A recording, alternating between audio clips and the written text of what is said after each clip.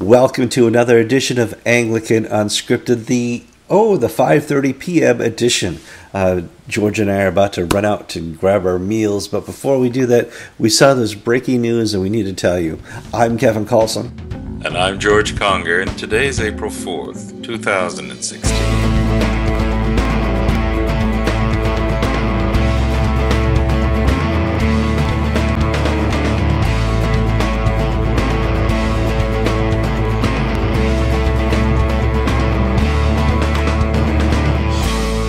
Okay, this is kind of a late recording for George and I. George and I are best when we hit the record button between 9 a.m. and 10 a.m. Anytime we get to 2 and 3, the show kind of lags a little. We're not as funny.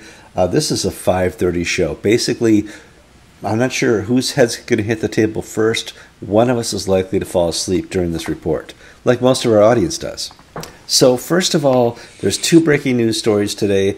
Menir has published a letter that he's not going to go to Lusaka. For those who are not up on the news, Lusaka is the ACC event occurring over in Africa. The second breaking news is they had a final report on the discipline regarding the found tape recorder at the Episcopal Church, and we'll talk about what happened there.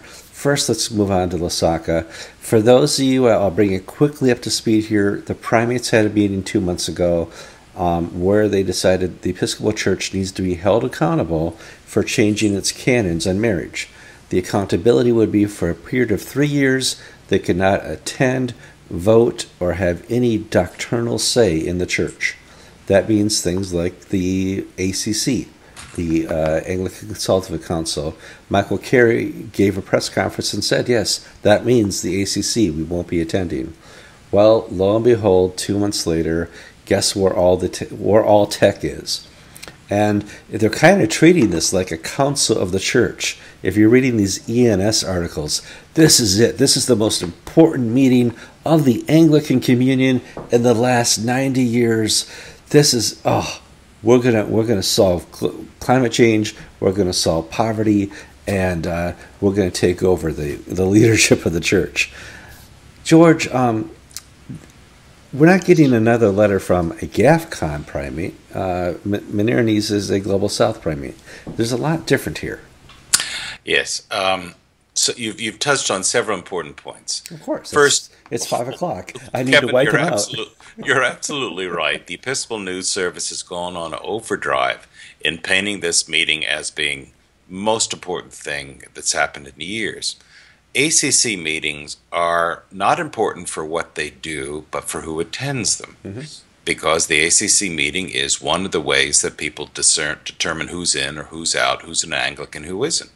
What they actually do at these meetings is irrelevant. I've attended all of them starting in the late 90s, but we decided to skip the one in New Zealand in 2014. Thank God.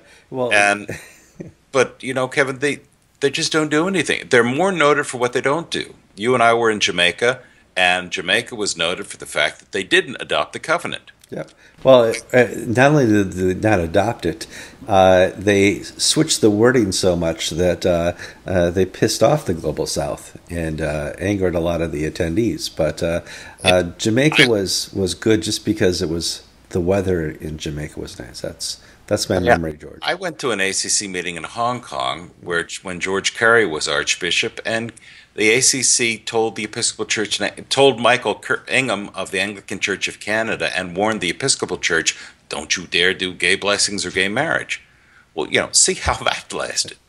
Yes. So ACC meetings do nothing. They're talking shops. They're talking shops. They have lots of little breakout sessions. They invite the UN to give all these presentations on hunger and mosquito nets and digging wells and all that type of thing. But this time around, as you mentioned, the primates meeting, Justin Welby pledged to uphold the ruling of the primates meeting, the decision of the primates meeting, that the Episcopal Church would not be in any leadership position on the standing committees, nor would they participate in the councils of the church. Well, here I'm looking at this note. A Bishop Ian Douglas, I don't know if you've ever heard of him, is going to be on the standing committee, George. He's already a member of the standing committee. Mm-hmm. And the three primates of Nigeria, Kenya, Uganda have said they are not sending their delegations because the Episcopal Church delegation will be present. They're the inner core of the GAFCON movement. We sort of anticipated they would do that, and we sort of are asking ourselves, where are the other GAFCON people? Munir Nice is not part of the GAFCON movement. He's part of the larger Global South movement. And Munir Nice was the one who helped broker the deal that Justin Welby was able to reach in Canterbury. That's right. And now he is saying... He put out a letter right after the meeting saying that he sat down at the table with Bishop Curry and the Primate of Canada. Fred Hiltz. Sorry. 5:30. 1 second. I'm not going to be the first to hit the head desk here. Fred Hiltz, and he brokered this deal that everybody adopted. They were that task force. And Munir is written saying, look, I as a member of the Standing Committee cannot attend a meeting where Ian Douglas will be present, where American representatives will be present, because this violates the very agreement that we reached in Canterbury. So not only is this significant of another person dropping out, but the man who actually helped Justin Welby pull this all together is saying, look, it's now past the point of being fixable. Justin Welby last month wrote to the primates begging them to come send their teams to Lusaka. And his argument was that if you're not there, you can't help make the decisions. And that's a persuasive argument on many levels. Mm-hmm. But the response that Eliud Wabukula made was that, look, we've been fooled so many times. We have been told that if we only do this, we only show up, this is the final line in the sand, this is it. And it's never it. So they just don't want to play. They don't want to play a crooked game anymore. Yeah, I mean, there was always that next meetingitis. The next meeting occurs, we will have a solution. And Wabukula doesn't want to play that game anymore. I applaud him for that. Let's move on to more breaking news. We just got a press release a couple minutes ago from the Episcopal Church. We have to back up all the way to December to give you this full story. But they had an executive council meeting. I don't know who attends those things, George. Members of the executive council, and that's it. This is why we don't record at 5:30. Plus staff from New York City. Yeah, the staff, and the meeting breaks up, and I guess the janitor staff or people were putting the chairs back together. Whatever. Lo and behold, there's a tape recorder taped under a chair in this meeting room, and they ask everybody at the table, who's got the tape recorder? Everybody says, not me, not me, not me, not me. Michael Curry, to his credit, launches a full investigation, hires the law firm of Larry, Moe, and Curley, whatever, and they do a full investigation. They interviewed 40 people, and in the end, it turns out that 3 people have been released from the Episcopal Church head office, and they are, George? Stacy Sauls, the chief executive officer. Mm-hmm. Chief operating officer. Right. And the deputy chief, Sam McDonald, and a fellow named Baumgartner, head of mission. Number 1, 2, and 3 administrators have been let go. Now, we need to be careful, though, because in the letters announcing they're leaving the church, the presiding bishop did not link the bugging episode to their dismissal. We're assuming the two are connected. However, the language that Michael Curry used is that Baumgartner and McDonald were guilty of creating a bad workplace environment.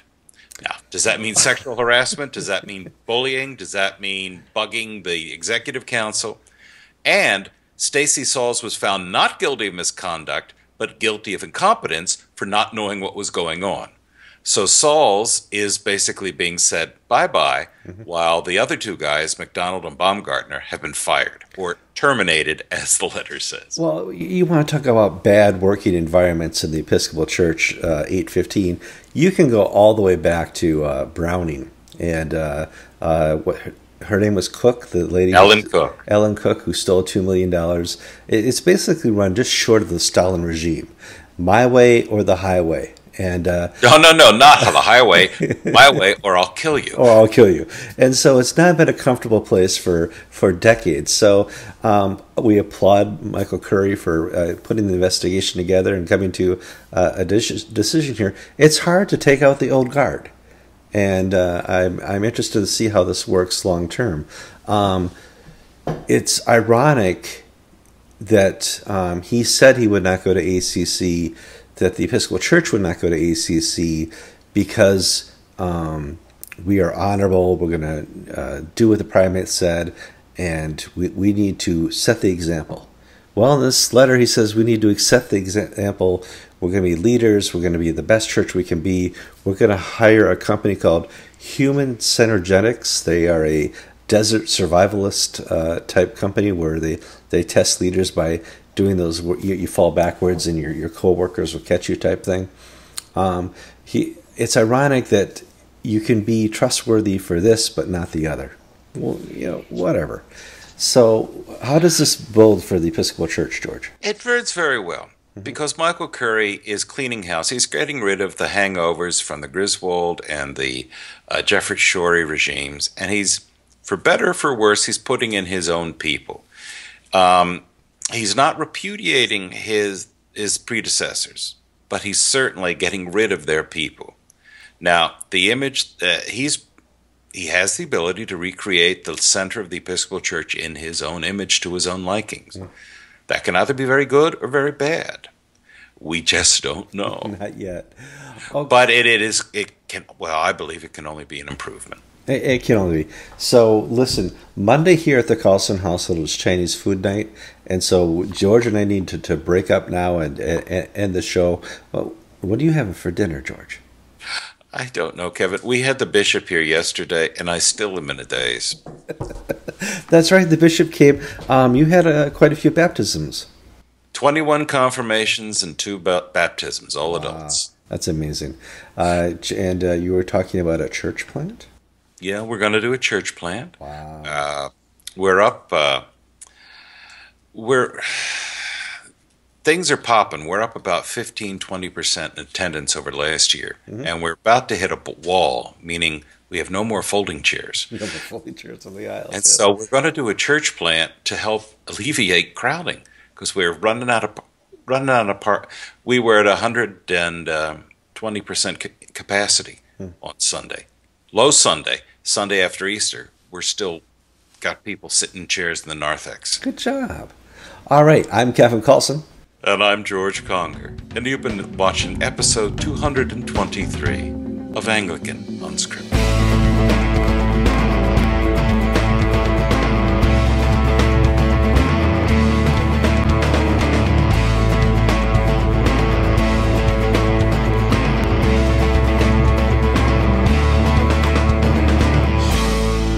Thing, and it turned black. Looked like it was going to fall off, and the bottom of his foot was black, and his leg was starting to swell. And my mother took him to the hospital, and they thought, well, if it's gangrene, we're going to have to cut your foot off, and so on and so forth. And so that was emotionally draining. Well, it turned out to be a virulent staph infection, not gangrene, so they were able to save his foot and his toe. Barely. I mean, a bad staph infection can take your leg, not your toe. Yeah, and but evidently they have antibiotics now that are like napalm. They just they do. they do have a new class that actually takes out the cell that surrounds the virus and wipes it out. Well, it turned out the dog stepped on my dad's foot. That's how he got the cut, and because the dog had to go to the bathroom, was like dancing on his feet. My dad's looking for the keys. We live in the lowest crimes county, Florida, and my parents act like they're in Manhattan in the 70s, where, it's this like, what was that, Death Wish of Charles Bronson, where muggers are outside and all. Fort Apache, the Bronx. Fort Apache, the Bronx. They act like, so there's like the chain and the deadbolt and the door in the lock, and the dog has to go to the bathroom, and so he steps on my dad's feet while dancing to get outside. Well, long and the short of it is my dad didn't want to come, and my mother my Susan asked my mother to make a side dish, like one of these big casserole Mm-hmm. things. And my mother thought, well, that would be her contribution. She didn't have to go. But so I take Susan and I take the bishop out to lunch, and he says, "Well, can we stop by and see your parents? Because they know my parents, because my mother was on the search committee that hired him at his church 20 odd years ago, No kidding. Wow. and my parents were very kind, and my mother was one of his on his vestry for several years, so on and so on. What a small world. So I called my mother, and my mother said, "Oh my God, no, he can't come here. I'll go to your house That's and right. wait for you." And God, your father's wearing his bathrobe and hasn't taken a shower. And so He's a big bandage on his foot. so my mother goes. So we go home, and my mother's there, and she's chatting, and they're chatting old times. How are their children? How is this and that? My mother goes, "Greg, do you believe in ghosts?" And I'm thinking, oh my God. And she goes, "I had such a vivid dream last night where this woman I knew 20 years ago, Tish Warren, stood in front of me in the bedroom and said, 'Cynthia, why did you not stand up for me? How do you think?'" And I woke me up, and I was so upset that I looked her up on the internet and I found she died in October. "Do you think her ghost?" And I'm thinking, oh my Susan's going,